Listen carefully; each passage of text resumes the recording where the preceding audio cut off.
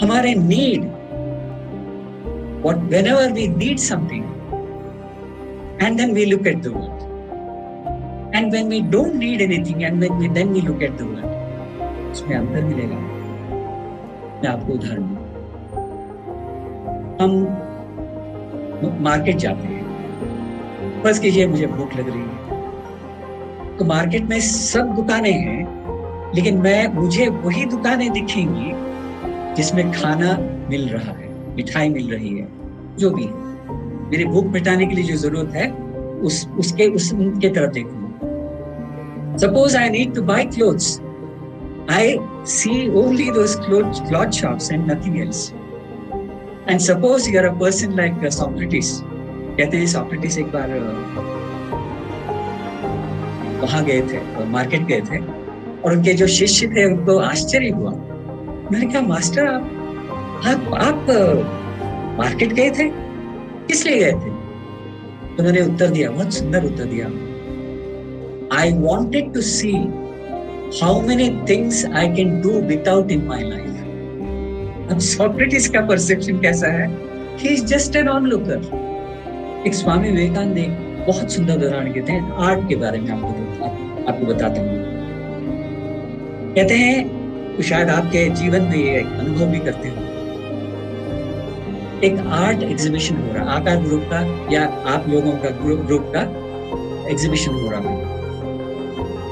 उसमें 3 प्रकार के लोग हैं, एक आर्टिस्ट हैं, एक ऑर्गेनाइजर्स हैं, एक क्रिटिक्स हैं।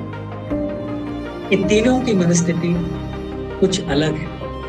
आर्टिस्ट का एक काइंड ऑफ एंजाइटी रहती है, इसको how will the people receive this, में रहता है, क्या पसंद करेंगे इसको, and if that artist is in need of money, क्या मेरी पेंटिंग बिकेगी, there is a concern in mind, it's all natural. Organiser के मन में कितने लोग आएंगे,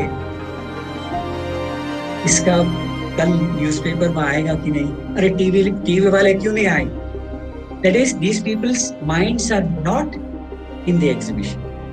Third person who comes as a critic, who is going to write about it in the newspaper, he is looking at the paintings. Definitely he is looking at the paintings. But how does he look? He compares. ऐसा है, इसमें है, वो form ठीक नहीं, इसका composition कैसा है, अच्छा ये अच्छा है, ये अच्छा नहीं है। Actually, he is not looking at the painting. He is judging the painting. And there is a person who doesn't have anything to do with art, who doesn't have anything to do with criticism. And he sees a board, and then just for fun's sake, he enters the, Swami Vivekananda ji कहते हैं, he enters the exhibition. He looks at a painting, he becomes very happy.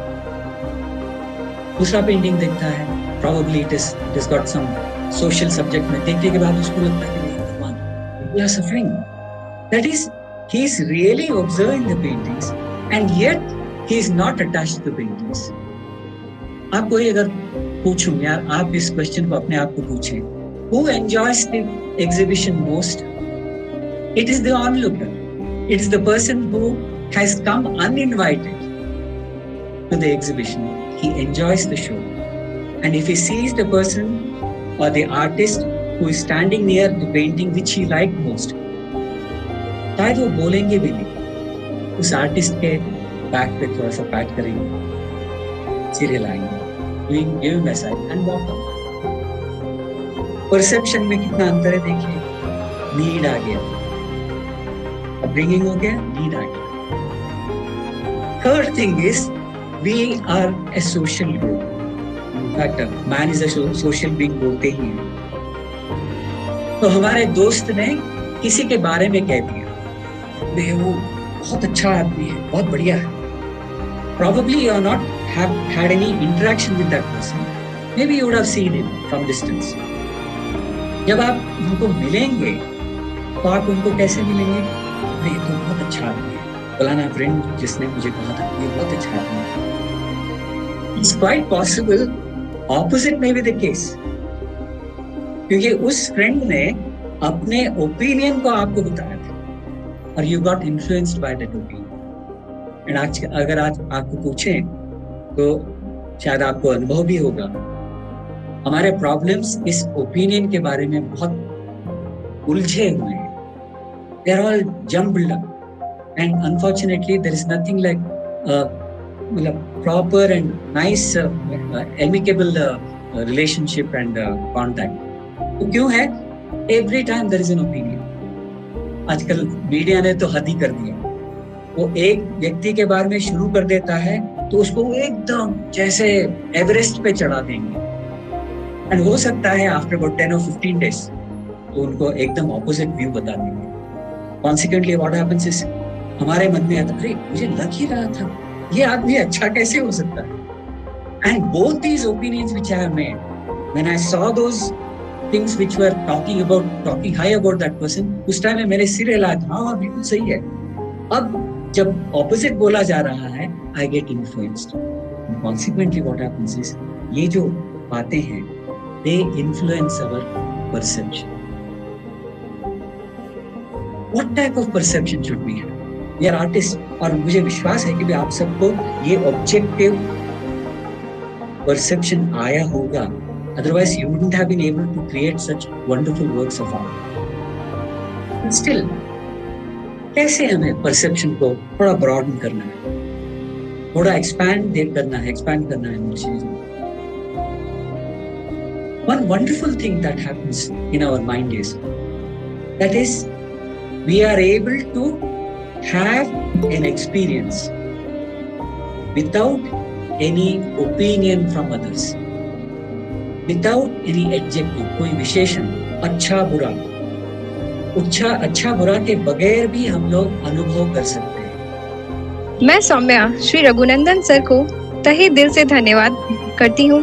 Sir, मैं हर्ष के साथ कहना चाहूंगी कि आपने आज के इस ऑनलाइन सेशन में कीमती समय देने और कलात्मक विचारों को हमारे साथ साझा करने के लिए हृदय की गहराई से आपको बहुत बहुत धन्यवाद करती हूँ और आशा करती हूँ कि आपके द्वारा दी गई महत्वपूर्ण जानकारियाँ हमारे दर्शकों के लिए लाभदायक साबित होंगी।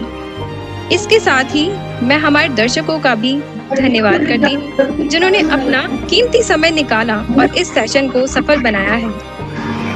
उम्मीद करती हूँ सभी हमारे साथ ऐसे ही आगे भी हमें प्रोत्साहित करेंगे, हमारा मनोबल बढ़ाते रहेंगे।